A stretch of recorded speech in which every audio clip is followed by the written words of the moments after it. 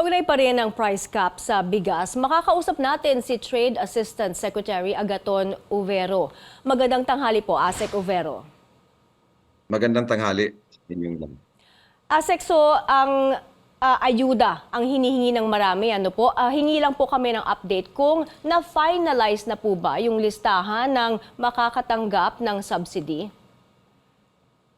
Meron mga target areas na patapos na yung verification. So baka itong weekend masimulan na natin yung mga ibang areas na release ng mag-release na yung DSWD.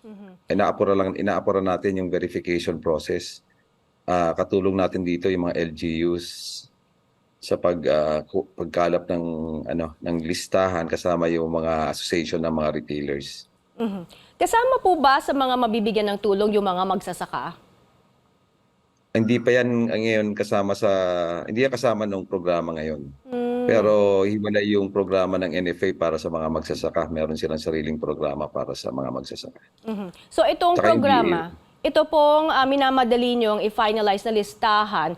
Ilan po sa tansya nyo, gaano po ba karami ang mabibigyan ng pinansyal na tulong at kailan po ba ito magsisimulang ipamahagi? Yung nasabi ko nga kanina, baka magsimula na kami this weekend as soon as meron nang matapos na target areas. At least simulan na sa NCR bago pumunta ng regions and provinces. Yung ASEC, yung suppliers at yung warehouse owners, paano po sila matutulungan? Wala pa rin yan alam naman natin na affected rin yung mga traders. Although yung pag-aaral kasi natin medyo malaki yung marketing margins ng mga traders. So kaya nga ang conclusion ng mga studies meron talagang profiteering at hoarding dito. So kaya nga nagkaroon ng price cap. At ilinaw ko lang, yung price cap naman hindi yan pang matagalan.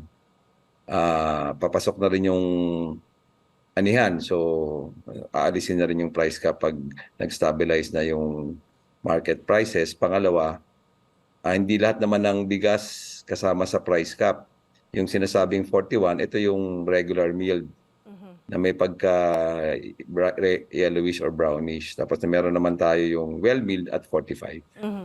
Okay, ASEC, sabi naman po ng mga retailers, hindi raw kasya sa isang araw yung 15,000 na subsidy. Ano po ang reaksyon nyo dito? Iba-iba yung reports natin. Meron naman na pwede na. Meron yung mga malalakas magbenta at nagbebenta ng subsidized na nila. May lugi talaga. Pero yung ginagawa natin ngayon, kamiting na natin yung mga Retailers Association tsaka yung mga Traders Association na mag-source ng at 45 kasi marami naman na varieties, hindi naman tulad yung mga nakalumalabasan sa video natin, special rice yan or premium rice yung mga prices na yan. Normal naman yung ibang sa mga retailers na mataas talaga yung premium tsaka specialty rice varieties natin. Okay, ASEC, kumusta naman po ang monitoring ng DTI sa rice price cap? Magsisimula na po ba kayo sa panghuhuli doon sa hindi sumusunod?